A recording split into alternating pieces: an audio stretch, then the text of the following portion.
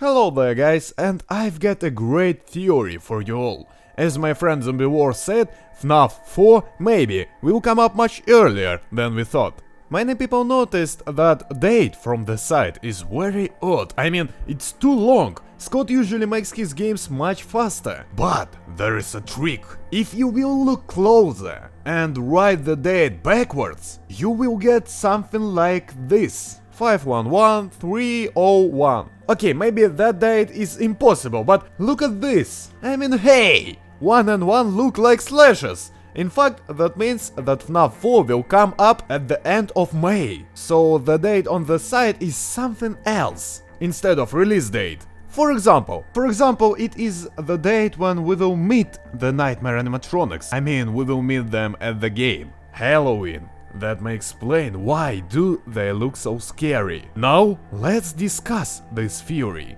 We have got a week. If today or tomorrow the next teaser will come up, then Scott will have a week to post one more teaser and release the game. Just think about that. We can say for sure for how long Scott makes the game. Teasers come up too fast to create a character with such a quality like the nightmare animatronics. So I conclude that this animatronics was already made, even before the first nightmare animatronics was released at the teaser. That means that Scott already has all the models that he needs. With ready-made models, the game could be done fairly quickly.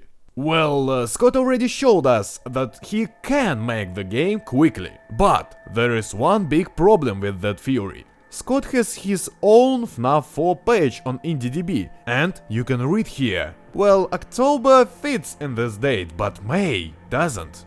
That's actually the one and the biggest problem with this theory. Scott has released the third part at the 2nd of May. Most likely, he made the game a week or two earlier. So he could start to develop the game on the end of February. Of course, if he didn't take a break.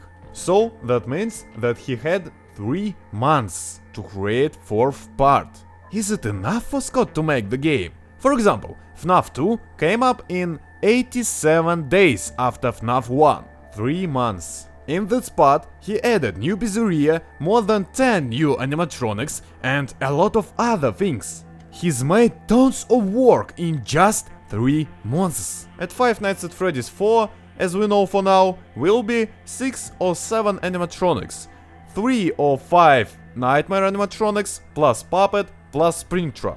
The model of Springtrap is already made, the puppet too, so he has to make 5 new models in 3 months. Well, that looks like a possible thing.